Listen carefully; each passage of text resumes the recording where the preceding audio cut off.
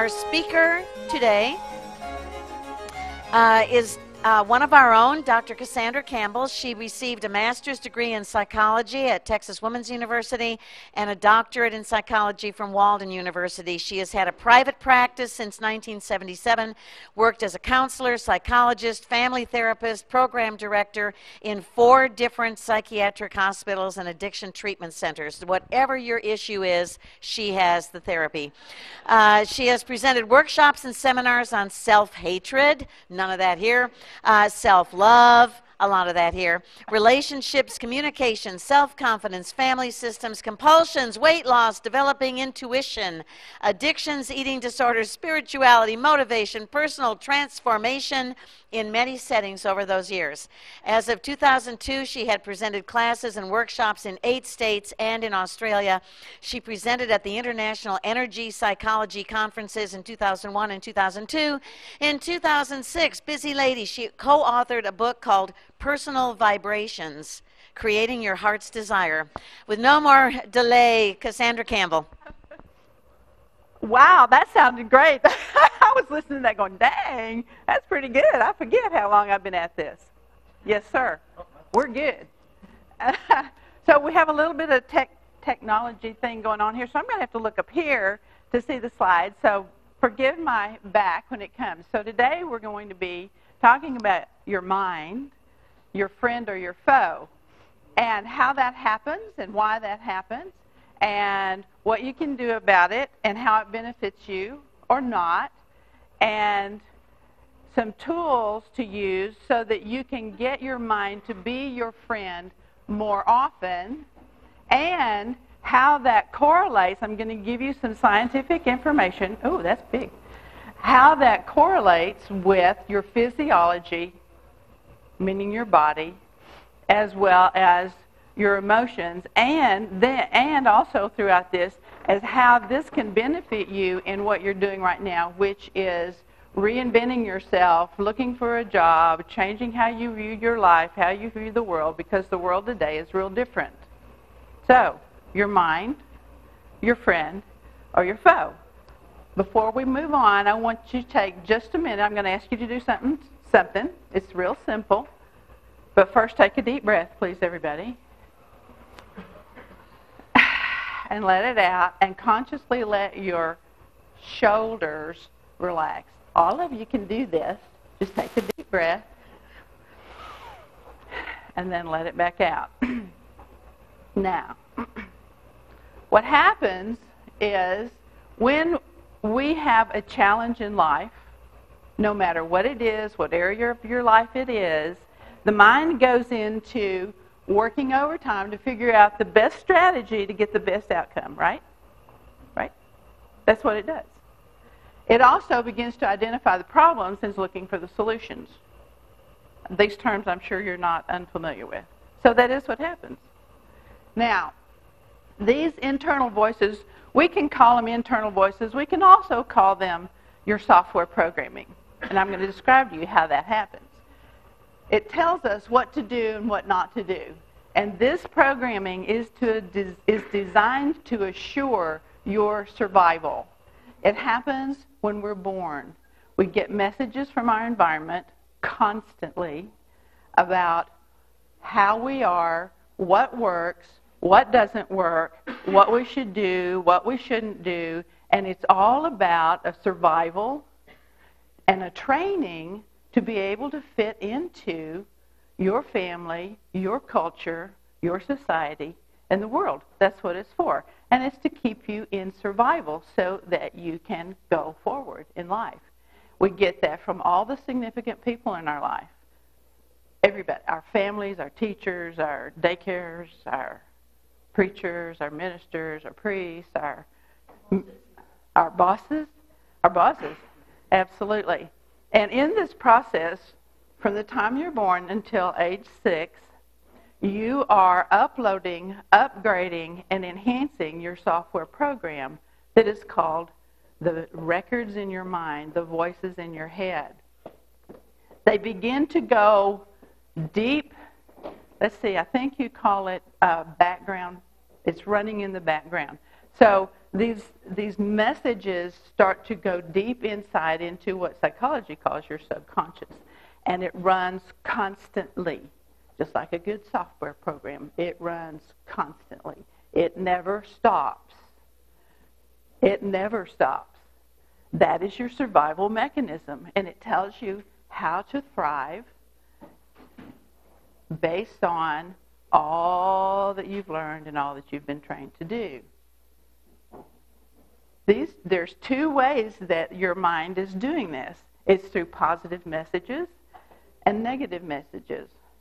It's through, you're doing a great job, look at you, you learned how to walk, aren't you great? You're so talented, you did good at that, I'm so proud of you. To, don't do that, you're going to get hurt. Oh my gosh, you've got to learn how to do this. You can't say that to them, you can't act like that, you can't do this. And it just keeps building and building and building until you have this extremely complex program that is all interrelated. And as this happens, the neural pathways in the neurology in your brain is making connections and is creating what's called a neural net. It's extremely complex, and it works all the time. So just real quickly, Kathy mentioned the whole brain. Just for your information, there's research that our brain is so magnificent, it is registering every single thing in your environment, no matter where you are. It registers the lights, the walls, the colors, the sounds, the movements, the messages, the perceptions of how you're interacting in your environment, and it's calculating every bit of that all of the time. Now, we have learned as children to filter this out so that we're not overwhelmed. If we were truly, truly perceiving everything in this environment, our minds might go a little crazy because we don't know how to handle that. So we have all these filters, and we only pay attention to certain things. We only perceive certain things based on our programming. It's a survival mechanism. So, when our mind is being our friend, when the programming is friendly, when it is telling us really nice things and trying to get us to be and do and go and all that sort of thing, we're usually doing what we like to do or what we're passionate about. We feel good in lots of different ways. And all of this list of things, we feel inspired and happy and content, excited, active, engaged, energetic, grateful, and we tend to smile a lot. And our body tends to be relaxed more.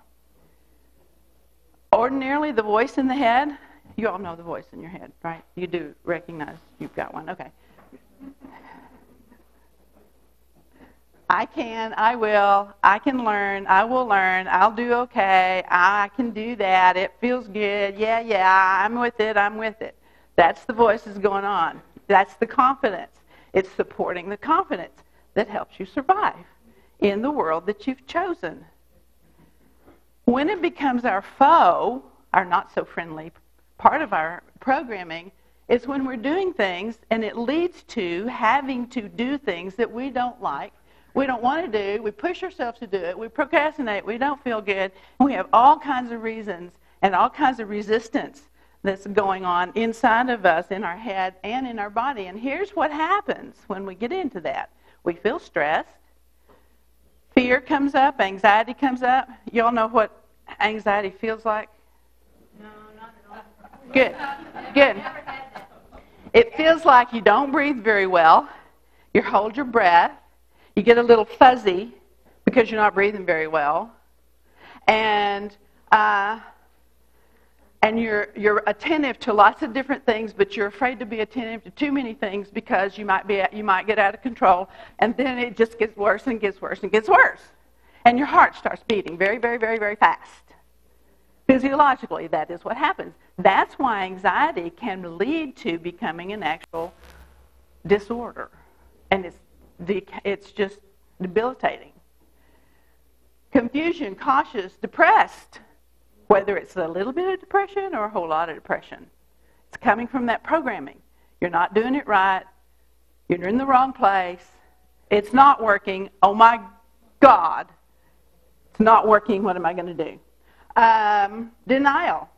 Health problems, resistance, contempt. There's a lot of frowning that goes on. Your digestion gets really poor, and your sleep gets really poor. And the voice in your head is saying, I can't. I don't know how to do this. I've got myself in this position. What am I going to do? What am I going to do? I don't know. I won't. I don't know how. All of that starts to run. And it's ferocious. Right? Right? Thank you. You're in this room. That's running. I'm guaranteed it's running. So I want to have a quick little exercise here. Don't be afraid. It's not a big deal. I want you to identify the percentage of time that you spend allowing your mind to either be your foe or your friend. And just turn to somebody next to you and go, you know what, I think I spend 90% listening to all the negative messages and being uptight, and I only spend about 10% being relaxed and happy and confident. Or vice versa, whatever it is. You got about 30 seconds to do that. Now,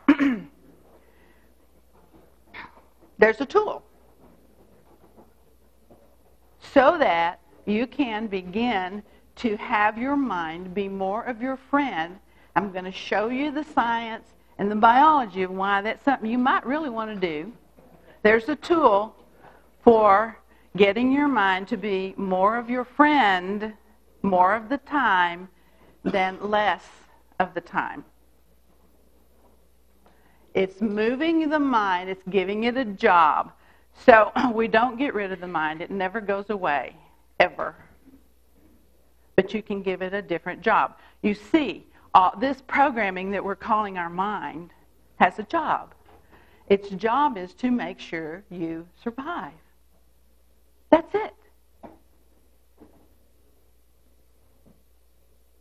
Make sure you survive. It's just like a software program that runs either in the background or up front all the time. Your hard drive is your brain and your neurological system and your physiological system, just like a computer. You can upgrade your program so that there's more nice things, there's more positive things, there's more life-giving things that are going on for you in your life. And that includes this thing that is being called searching for a job, searching for a way to be in the world that feels good. From survival to life-giving. There's a way to do it. It's actually pretty simple. When our mind is in the job of simply survival, it will go on a tangent of negativity, anger, frustration, fear, etc., etc., etc., etc., just like we described a moment ago. You know that tangent when your mind starts on something and just starts running, and after about, I don't know, a few minutes or an hour, you realize that you've been focused on that one thing for so long, and you wonder how the heck you got there? That's your programming. You pushed a button, and it started running, and it's running in the background. What happens when that starts running? The heart, do I have a little pointer? The heart rhythms. This is all scientific, physiological, biological. Your heart rhythms become erratic, disordered, and have an incoherent pattern. So that's why it feels like your heart's doing this, or it's got an unregular rhythm to it, and when your heart starts beating real fast, you have to breathe. You feel like you can't breathe very much because it overtakes your stuff. When your mind goes on that tangent, this is what happens to your physical heart. I.e., if you keep doing that long enough, what do you think is going to happen to your heart? Even though it's the strongest muscle in your body, it's going to start having problems.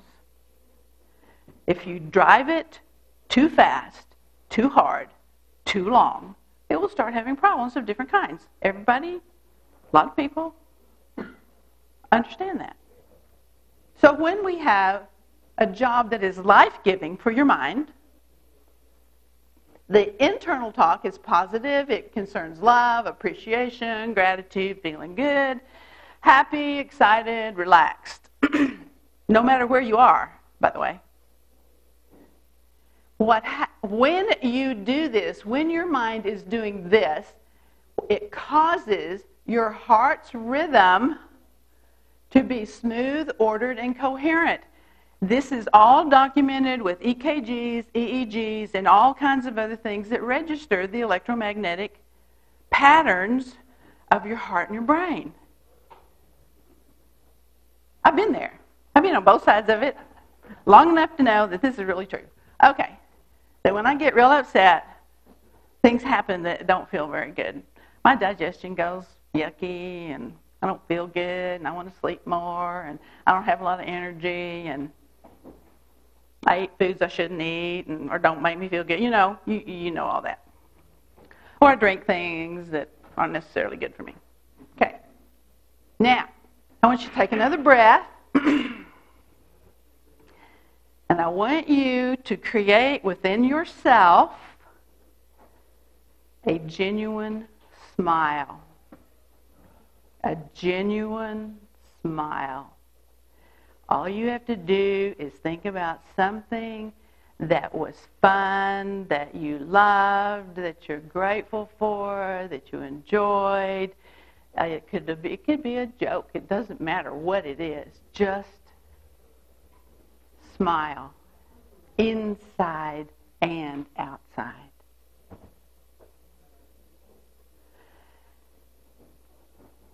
When you do that, if you happen to have noticed, as we said a few minutes ago, everything in your body, especially your heart, reaches a more balanced, smooth rhythm.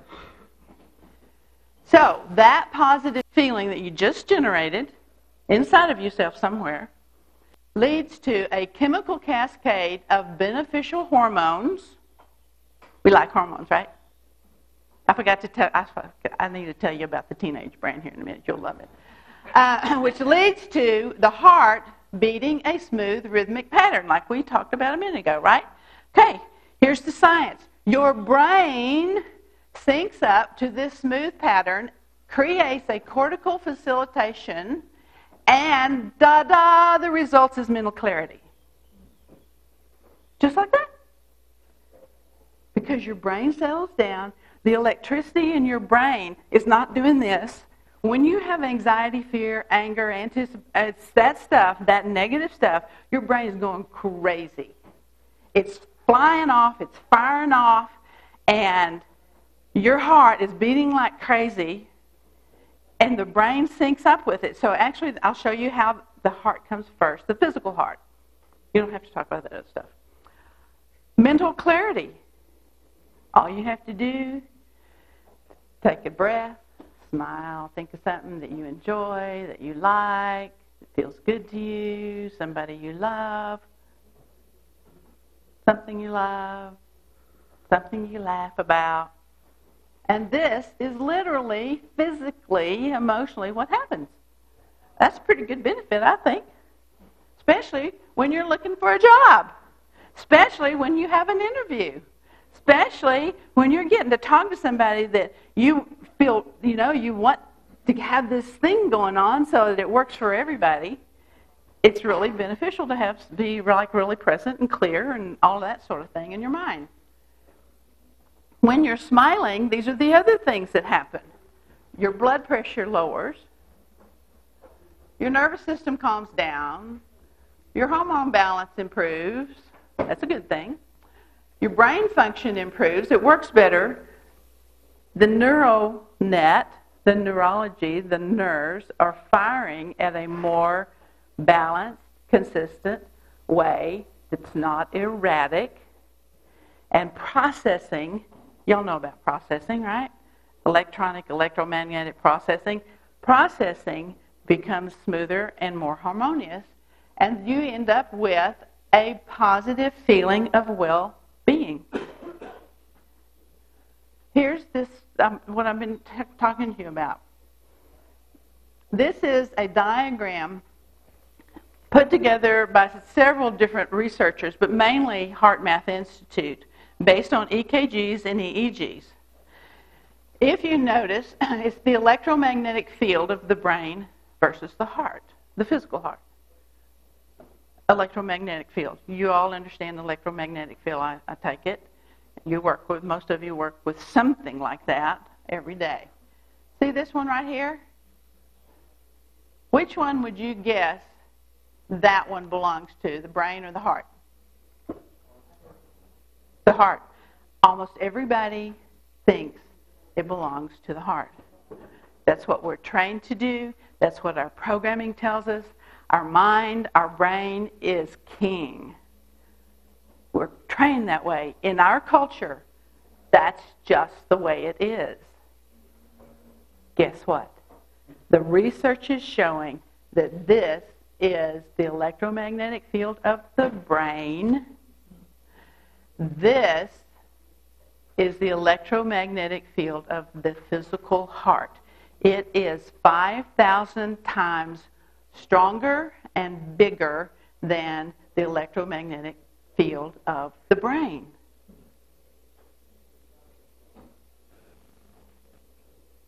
I have an appendix here that we have a couple of copies, but we're going to put it up on their Launchpad site and LinkedIn. So you can look up this research if you choose to. So, the power of involving your thoughts and feelings to establish a more pleasurable and profitable experience is to know this, to be aware of this, to understand this, and to use this. Yes, ma'am. Are you going to explain?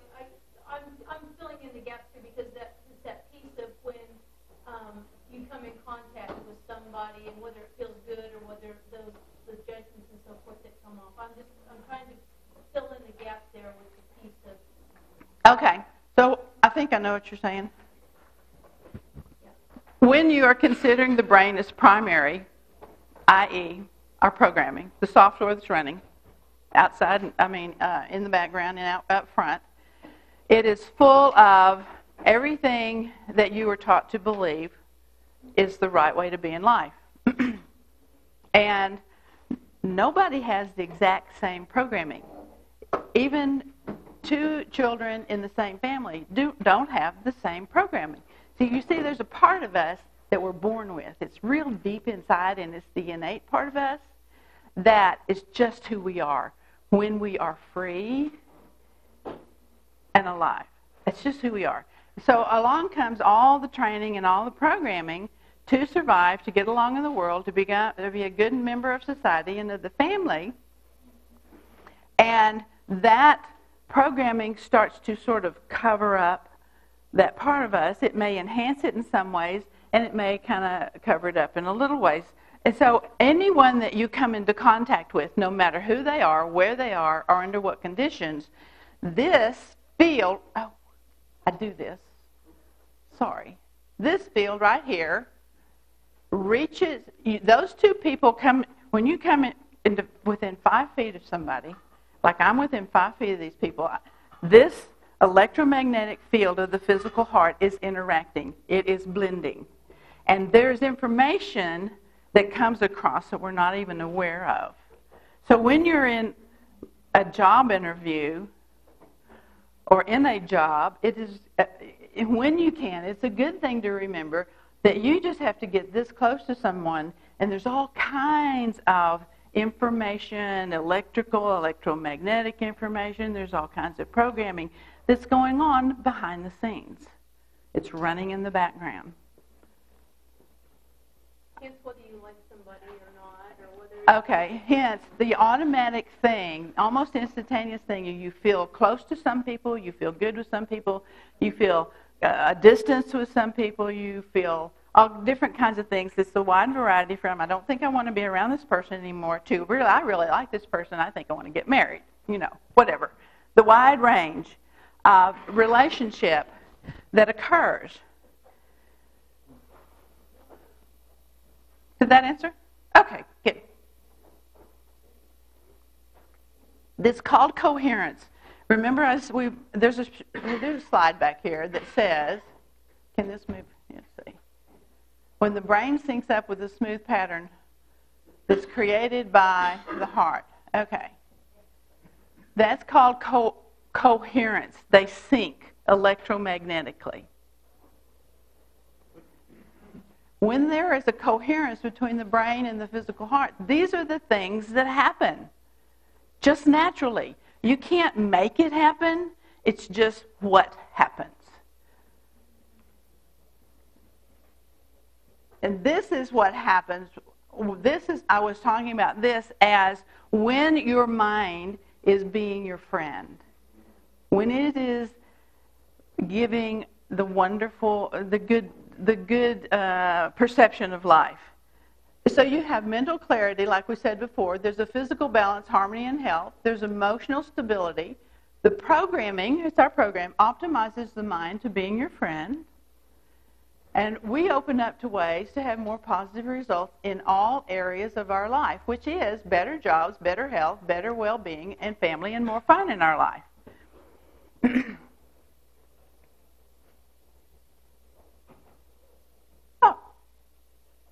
I want to go back for just a second. So the job, we talked about changing the mind, your mind's job from primarily survival to more of life-giving. When you become aware that this inside talk, when you become aware of it, no matter how you happen to come aware of it, how you talk to yourself inside, and it is bringing up in you the physical reaction of tension or stress or anything like that, and you decide you don't like that feeling, you don't like the way that feels, you don't like the way your body does when that happens, when you can catch that in that moment and have a different thought and make a choice of, now I remember that when I can get my mind to come along with me and have some good thoughts or think about something that I feel really good about, and when my heart can get harmonious and balanced, and when my nervous system can get harmonious and balanced, then I have better clarity. And I feel better, and I have more energy. So in that moment, have a choice. You have a choice when you recognize it to think, okay, my mind, this job that my mind has had for so long, I'm going to have to upgrade it because I don't like the way where it's taking me. So I'm upgrading my software. And I'm giving my mind a new job. I'm going to give it a promotion. It's a promotion because it will take you to these beneficial aspects that make your life easier, that make your interactions easier, that make your job search easier, that make your interviews easier. And so you say to yourself, you're talking to this voice in your head. No, you're not crazy. I'm giving you a new job. In fact, I'm giving you a promotion. And here's what your job is. Your job is to, in this moment, identify something that I like, to look for something I can be grateful for, to find ways to feel good, to find ways to smile, to find ways to have that memory of something in my life that felt good. And it will do it. You just have to keep training it. Just like you were trained in the beginning. You just have to keep training it. The minute you catch yourself, you make that choice, and you tell your mind, oh no, that's not your job anymore. Your job now is this promotion and this upgrade to create for me an experience that allows me to think clearer, to feel better, and to be more relaxed by finding something to feel good about. That's how you give it a new job, just like you're looking for a new job now that hopefully feels better for you. Do that with your own mind. So real quick, there's an exercise. The questions: why do you want to do this? Why would you want to give your mind a new job? Why would you want to feel better? Why would you want to have better, your mind work better and be clearer and be more present and your heart beat really good? And what would work better or feel better for you? Having your mind be your friend or having your mind be your foe? What works better for you? 2 short questions. So, there's somebody next to you or around you or something. Real quick, I want you to answer those 2 questions for each other. Real quick. Did you happen to notice how the energy in here just kind of went up and expanded? Okay. One more thing. I just want you to think about this. And I encourage you to think about this more than just right now, somewhere in your day. What is best for me right now at this point in my life to allow my mind to continue to push me, or to allow my mind to assist me?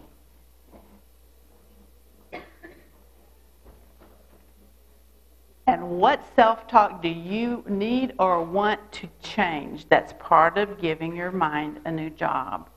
Identify what you need or want to change in your programming. You're upgrading your programming so you can have a better experience in your life.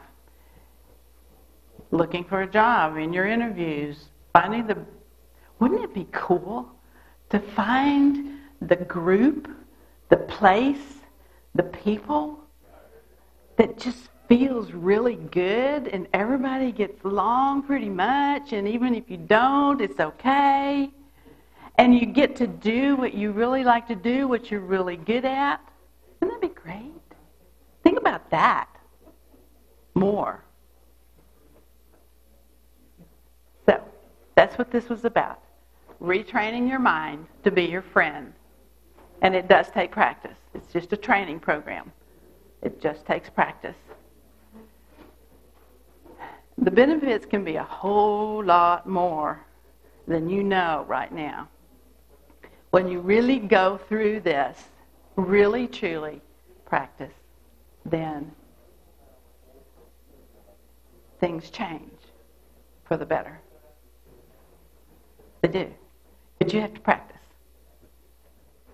So I'm Dr. Cassandra Campbell. You can find me. I have my website, which is ccampbellphd.com, and I'm also part of CamdenEnterprises.com. The other part of Camden Enterprises is Brenda Braden, this lady right over here. And I love telling people about this because there's science behind it. And it's true, and it works. And it can change your life. So thank you very much. I greatly appreciate this opportunity.